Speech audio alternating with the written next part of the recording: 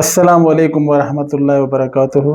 जी, मेरा नाम डॉक्टर तारिक वहाब खानज़ादा है और मैं यहाँ ओमान में कंसल्टेंट सर्जन हूँ। आज हम एक बहुत ही अहम चीज़ के बारे में डिस्कस करेंगे।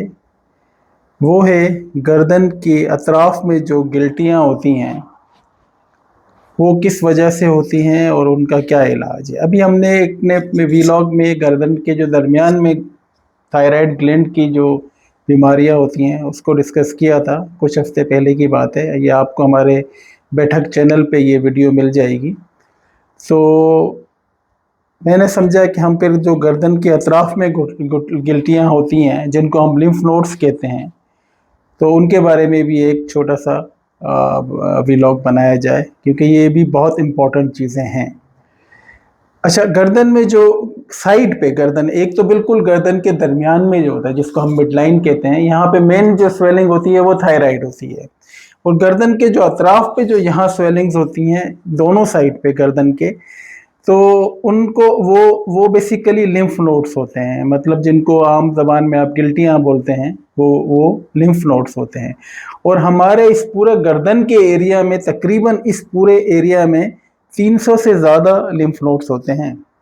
और ये हमारे जिस्म का तकरीबन 40% है, बाकी 60% जिस्म के दूसरे हिस्सों में होते हैं। अब हम इनको नज़रअंदाज नहीं कर सकते। अगर कोई भी ये गिल्टी जो है, जो लिम्फ नोड्स हैं जो गर्दन के अतराफ में हो रहे होते हैं, और जो ये हमारे जबड़े के नीचे और यहाँ दरमियान में इस जगह पे इधर से सारा ये जगह, फिर गर्दन के ये कान के निचले हिस्से से लेके नीचे तक, हमारी क्लेविकल बोन तक, दोनों साइड पे और कान के पीछे भी, तो ये बहुत सारे लिम्फ नोड्स होते हैं। और इनका जो ड्रेनेज एरिया है जहाँ से ये लिम्फ रिसीव करते हैं वो एक बहुत बड़ा एरिया है।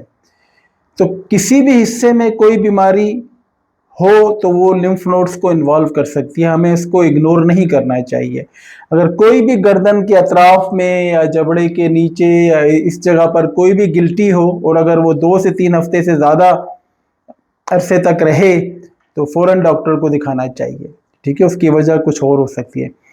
कॉमन वजूहात में जैसे मुंह के अंदर कोई अल्सर हो गया, ज़बान पे कोई छाला हो गया, या दांतों की कोई तकलीफ हो गई, या अंदर मसूड़ों में कोई ज़ख्म हो गया, कुछ हो गया, तो उसकी वजह से वो लिम्फ नोड्स बढ़ जाते हैं। हमें कभी महसूस होता है कि कोई गिल्टी हो गई है, लेकिन वो अमूमन 2 से 3 हफ्ते में गायब हो जाती है। लेकिन अगर कोई गिल्टी बदस्तूर कायम है 2 से 3 हफ्ते के बाद भी, और वो ख़त्म नहीं हो रही है, एंटीबायोटिक्स भी ले लिए हुई, तो आपको बेहतर है कि आपको जाके सर्जन को या अपने जनरल प्रैक्टिशनर को जाके चेक कराना चाहिए, और उसको नज़रअंदाज नहीं करना चाहिए। हो सकता है ये किसी ख़तरनाक बीमारी की इब्तिदाई अलामात भी हों। तो बेसिकली जो इसको अगर आप इस तरह से हो क्यों महसूस कर रहे हो कि आपको कोई गिल्टी है गर्दन के अतराफ में कहीं पर या इधर है, तो इसके लिए कुछ इन्वेस्टिगेशंस हैं, जो बेसिक इन्वेस्टिगेशंस होती हैं वो हमें करवानी चाहिए। ब्लड की भी होती हैं, और अल्ट्रासाउंड एक होता है, उसमें हमें पता पड़ जाता है कि ये किस नौइयत की गिल्टी हैं। और फिर एक इसका टेस्ट होता है जिसको हम FNAC कहते हैं, उसमें हम इंजेक्शन से यहाँ से मवाद लेते हैं, या कभी कभार उस पूरी गिल्टी को निकालना पड़ता है, एक छोटा सा उसका टुकड़ा निकाल लेते हैं ताकि हमें बायोप्सी में पता पड़ जाए कि क्या है। अब इसके क्या काजेज़ हो सकते हैं? बहुत सारे काजेज़ हैं। मतलब ख़ास तौर पे हमारे मुल्क में तो स्मोकिंग भी कॉमन है, मैनपुरी खाते हैं लोग, गुटखा खाते हैं, छालिया खाते हैं, ठीक है, तो उनको ज़बान के कैंसर या सांस की नाली के, ट्रेकिया के, ब्रोंकिस के, लैरिंक्स के, जो आवाज़ का जो बॉक्स है उसके, या खाने की नाली के जो इसोफेगस हैं उसके कैंसर, या नाक के अंदर के कैंसर, ये सारे कैंसर जो हैं इनके लिम्फ नोड्स यहाँ गर्दन में आते हैं।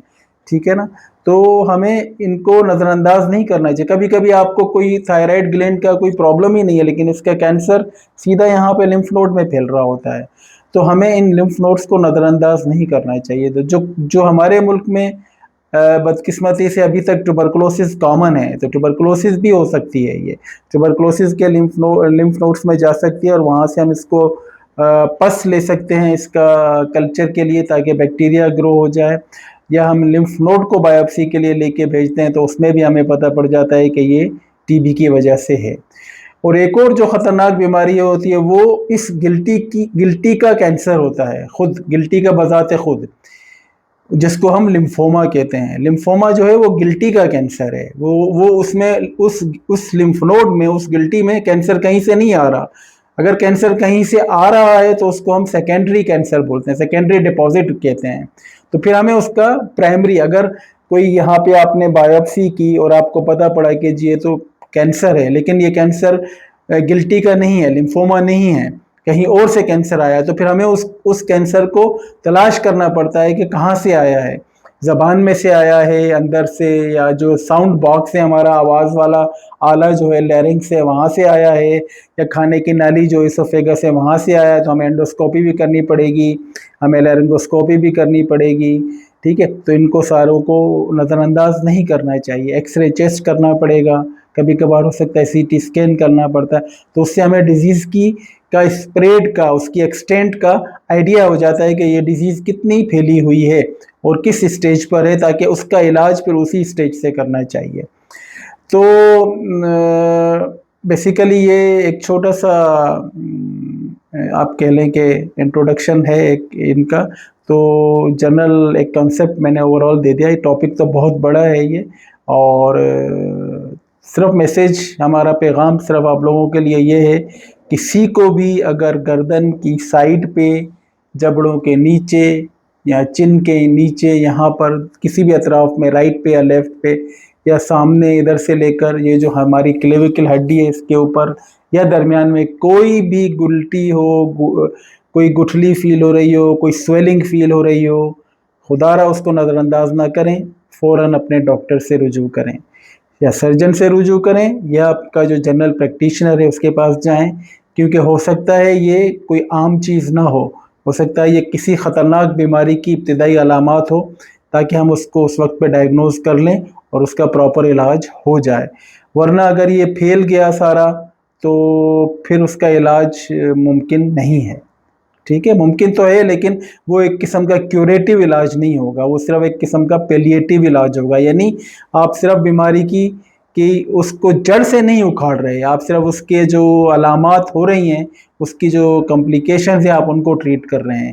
ایک ہوتا ہے کیوریٹیو کا مطلب آپ نے اس بیماری کو اکھاڑ دینا، بالکل زیرو کر دیا، آپ نے جسم سے نکال دیا. تو ابتدائی مرحلے پہ ڈائگنوز ہو جائے گا تو کیوریٹیو ٹریٹمنٹ ہے، نہیں تو پیلیٹیو ٹریٹمنٹ ہوگی. ٹھیک ہے، اپنی رائے سے ضرور آگاہ کیجیے گا، اور آپ ہمارے چینل کو دیکھیں. اس پہ آپ کو صرف فٹ بال ہی نہیں اور دیگر ٹاپکس بھی ملیں گے. اور میں چونکہ سرجن ہوں تو میں نے اپنی انٹرسٹ کے مطابق ٹاپک چوز کیا. باقی ہمارے دوسرے کولیگ جو ہیں ڈاکٹر اسما، ڈاکٹر رفیق، ڈاکٹر عبدالصمد، ڈاکٹر شائستہ اور ڈاکٹر اسما احمد، میری ان سے بھی گزارش ہے کہ وہ اپنے ٹاپکس پریپیئر کریں گی، اور وہ بھی انشاءاللہ دوسرے ٹاپک یہاں پہ ہم شیئر کریں گے. اگر آپ کو کوئی اسپیسیفک ٹاپک کے بارے میں کوئی نالج، کوئی درکار ہو، آپ ضرور اپنے کمنٹس میں لکھے گا. ہم اپنے بیٹھک چینل کی ٹیم کو فارورڈ کریں گے اور اس سے متعلق ویلاگ بنائیں گے. آپ دیکھتے رہیے بیٹھک چینل، سبسکرائب کیجئے، اپنے کمنٹس سے ہمیں آگاہ کرتے رہیں. شکریہ. السلام علیکم ورحمۃ اللہ وبرکاتہ.